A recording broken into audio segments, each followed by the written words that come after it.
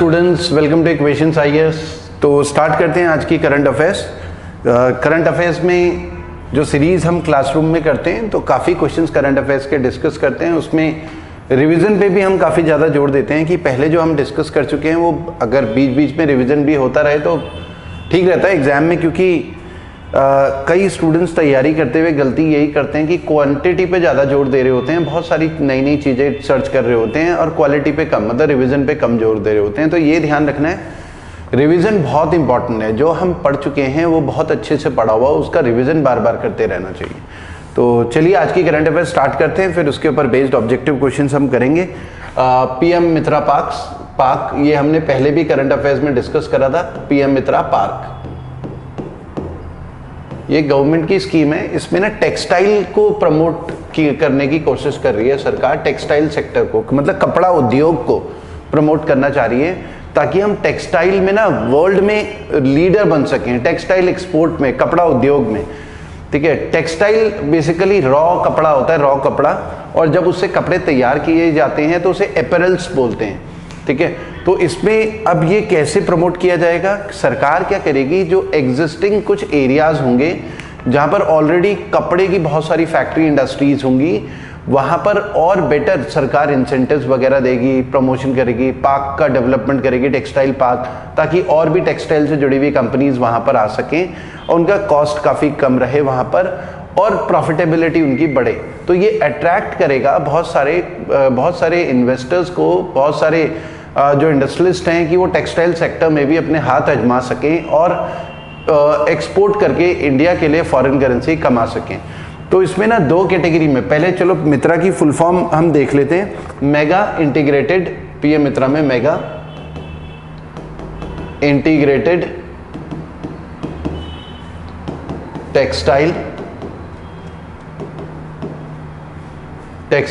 Reason and apparel मतलब, apparel का मतलब होता है फिनिश्ड क्लोथिंग होती है ना, कपड़ा बनाने के बाद जो क्लोथिंग होती है उसे हम जो है अपैरल बोलते हैं, अपैरल। ठीक है, फिनिश्ड क्लोथिंग। अब इसमें पीएम मित्रा में हमने अभी बात करी कि एक तो होता है कि न्यू पार्क अगर हमें बनाना है, न्यू पार्क, और या हमें जो एग्जिस्टिंग पार्क हैं टेक्सटाइल के उनमें काम करना है। तो मोदी जी ने दोनों के लिए, मतलब गवर्नमेंट ऑफ इंडिया ने दोनों के लिए स्कीम लेकर आए हैं। नए पार्क के लिए तो सरकार ने बोला है कि हम 800 करोड़ पर पार्क खर्च करने वाले हैं, पर पार्क, और जो एग्जिस्टिंग पार्क है वहां पर 500 करोड़ पर पार्क। सरकार पूरा डेवलप करेगी, वहां पर इंफ्रास्ट्रक्चर वगैरह, कंपनीज को इंसेंटिव्स वगैरह देना, जो भी वो मैन्युफैक्चरिंग वगैरह करते हैं। तो जो न्यू पार्क हैं उसे बोला जा रहा है ग्रीन फील्ड, ये आपको ध्यान रखना है। और एग्जिस्टिंग पार्क है, इनको बोला जा रहा है ब्राउन फील्ड। तो ये आपको ध्यान रखना है। एग्जिस्टिंग पार्क में सरकार पर पार्क 500 करोड़ खर्च करेगी और ये 800 करोड़ खर्च करेगी। ये पीएम मित्रा स्कीम है जिसमें हम टेक्सटाइल सेक्टर को बढ़ावा दे रहे हैं और ये अंडर आता है मिनिस्ट्री ऑफ टेक्सटाइल। एक तो ये काफ़ी न्यूज़ में है और इसमें गवर्नमेंट ना PPP मोड में काम करेगी, पब्लिक प्राइवेट पार्टनरशिप।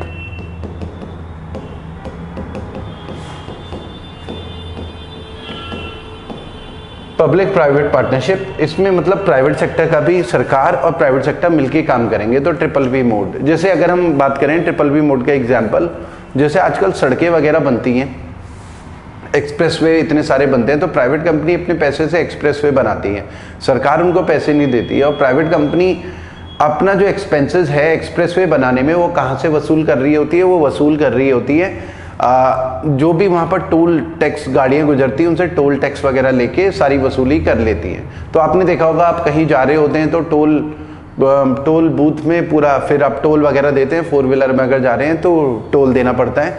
तो बेसिकली प्राइवेट कंपनी अपना सड़क बनाने का, एक्सप्रेस पे, हाईवे, फ्लाईओवर, जो भी उनका खर्चा हुआ होगा बनाने में, उसको यूज़ करने के लिए करने वाले लोगों से वसूल रही है खर्चा। ठीक है, तो सरकार का पैसा भी बच जाता है, इंफ्रास्ट्रक्चर भी डेवलप हो जाता है, लोगों को भी बेनिफिट होता है, लोगों के आने जाने में भी अच्छी सड़क बन गई है, टाइम भी बच जाता है, टाइम सेव हो जाता है। ठीक है, उससे इकोनॉमिक एक्टिविटीज़ भी इंक्रीज होती हैं। तो PPP मोड में इसमें पीएम मित्रा पार्क में काम किया जाएगा। ठीक है, उसके अलावा एक ना स्मॉल मॉड्यूलर रिएक्टर SMR, ये अनाउंस करे हैं सरकार ने बजट 25-25 में, small modular reactors, modular reactors, ठीक है, SMR ये अनाउंस करें, ये बजट 2025 में ही अनाउंस करें, बजट 2025। इसमें क्या होगा, ये न्यूक्लियर रिएक्टर होंगे, न्यूक्लियर, छोटे छोटे न्यूक्लियर रिएक्टर होंगे जिसमें बिजली जनरेट होगी 300 मेगावाट तक की, अप टू 300 मेगावाट, ठीक है। तो 300 मेगावाट तक की बिजली जनरेट होगी, सरकार इसका प्रमोशन करेगी और ये आएगा under national energy mission, under national energy mission, क्योंकि हमारी एनर्जी की रिक्वायरमेंट तो टाइम के साथ बढ़ती रहेगी। अब इंडिया में 60% जैसे हम जानते हैं बिजली जो है कोयले से बनती है, अब हम सोलर एनर्जी की तरफ भी ध्यान दे रहे हैं, ठीक है, टाइडल एनर्जी की तरफ भी ध्यान दे रहे हैं, विंड एनर्जी की तरफ, हाइड्रो इलेक्ट्रिसिटी भी है हमारे पास जिसका कंट्रीब्यूशन 14-15% के आसपास है, ठीक है। तो हमें न्यूक्लियर एनर्जी की तरफ भी ध्यान देना है, तो स्मॉल न्यूक्लियर रिएक्टर्स जो होंगे ना, स्मॉल मॉड्यूलर रिएक्टर्स बोल रहे हैं उन्हें, 300 मेगावाट तक की कैपेसिटी होगी, अंडर नेशनल एनर्जी मिशन है, और इसके लिए 20,000 करोड़ तक के फंड्स एलोकेट किए हैं सरकार ने, 20,000 करोड़, ठीक है, बजट 2025 में अनाउंस हुआ था, तो ये भी न्यूज़ में रहा था। तो आइए इसके ऊपर बेस्ड जो ऑब्जेक्टिव क्वेश्चन जो एग्जाम में आ सकते हैं वो करते हैं। अच्छा, वीडियो को लाइक जरूर करें जिन लोगों ने लाइक नहीं करा है, और चैनल को सब्सक्राइब जरूर कर लें जिन्होंने सब्सक्राइब नहीं करा है। हाँ, तो आते हैं इसके ऊपर based question. With reference to PM Mitra park consider the following statement, only greenfield site will be chosen for setting up. तो ये गलत है फर्स्ट वाला, ऐसा नहीं है कि केवल ग्रीनफील्ड साइट ही चूज की जाएगी, इसमें ब्राउनफील्ड भी है, ग्रीनफील्ड न्यू पार्क है, ब्राउनफील्ड एग्जिस्टिंग पार्क है, तो फर्स्ट वाला तो गलत है भाई, हमने डिस्कस करा। Park will be develop special purpose vehicle which will be owned by state and central government in PPP mode, तो ये करेक्ट है दूसरा वाला है स्टेटमेंट, तो इसका आंसर बी हो जाएगा, ओनली 2।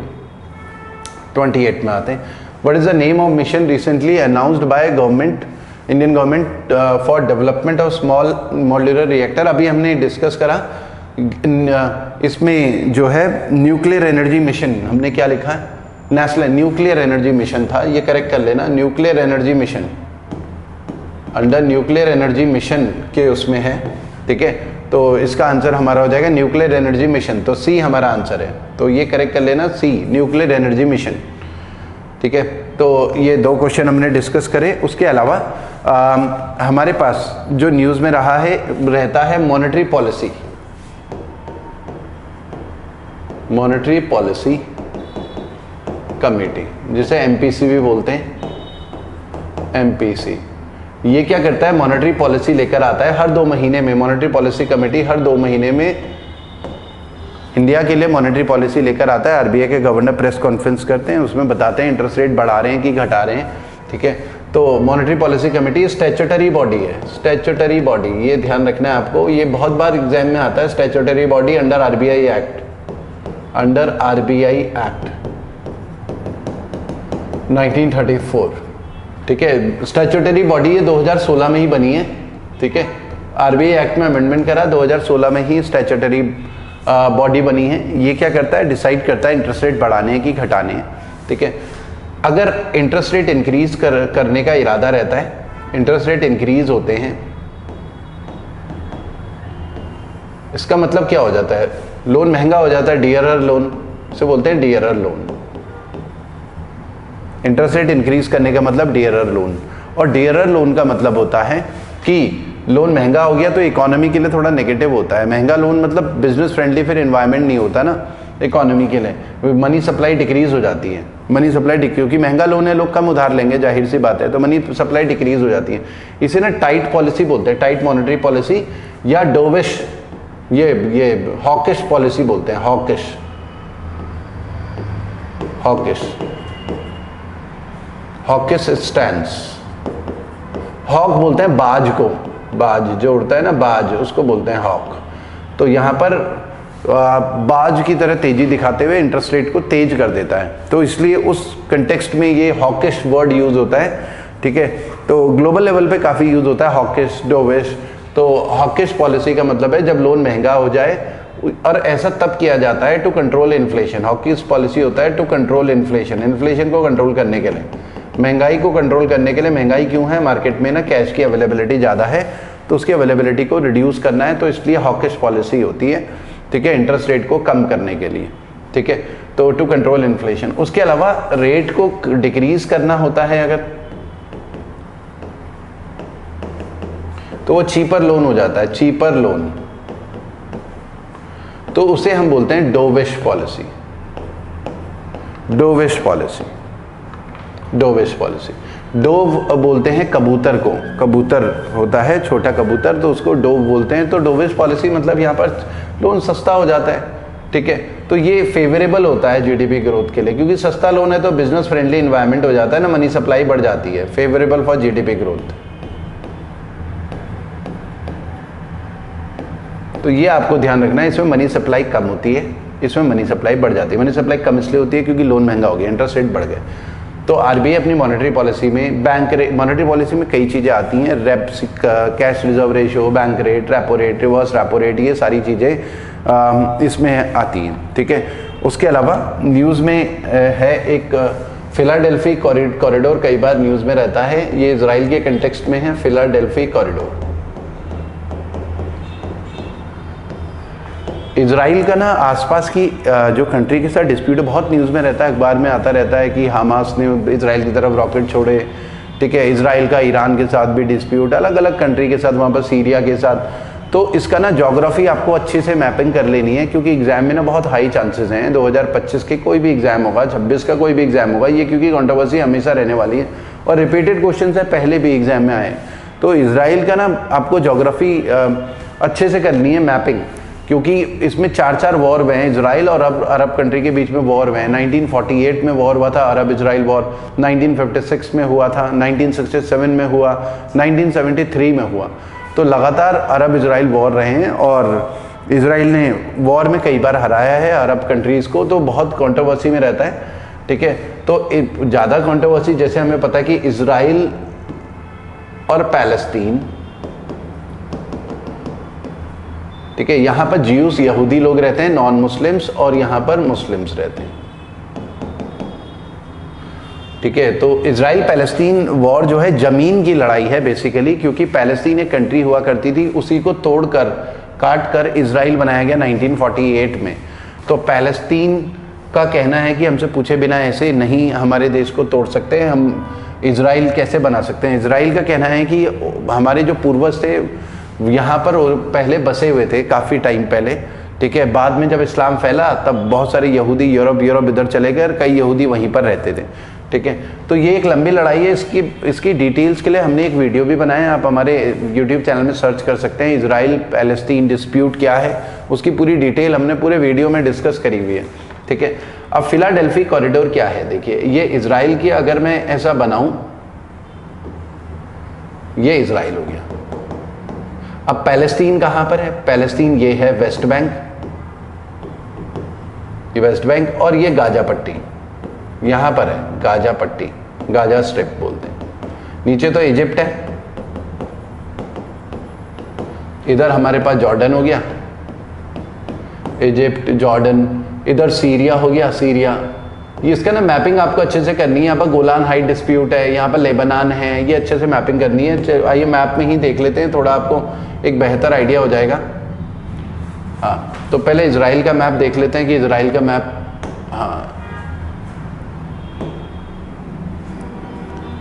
हाँ ये देखिए इजराइल का मैप है। ये पहले पैलेस्टीन हुआ करता, 1948 में इजराइल बना। ये वेस्ट बैंक है, पैलेस्टीन, और ये गाजा स्ट्रिप। तो पैलेस्टीन कंट्री है, ये वेस्ट बैंक, गाजा स्ट्रिप। यहाँ पर हमास एक्टिव है और यहाँ पर PLO, Palestine Liberation Organization active है। तो यहाँ पर इजिप्ट है। अब इनका डिस्प्यूट है, या आसपास मुस्लिम कंट्री हैं जिनका अरब इजराइल वॉर 4 हुई हैं, जैसा अभी हमने डिस्कस भी करा। तो जो फिलाडेल्फी कॉरिडोर है, ये जो गाजा स्ट्रिप है ना, इसके यहाँ पर है जस्ट कॉरिडोर, पतला सा कॉरिडोर है, वो देख लेते हैं कॉरिडोर क्या है। ये जो अभी हमने गाजा स्ट्रिप करी है ना, यहाँ पर ये गाजा स्ट्रिप, ठीक है। तो ये गाजा स्ट्रिप को ही थोड़ा बड़े मैप में स्केल में देखें तो ये है,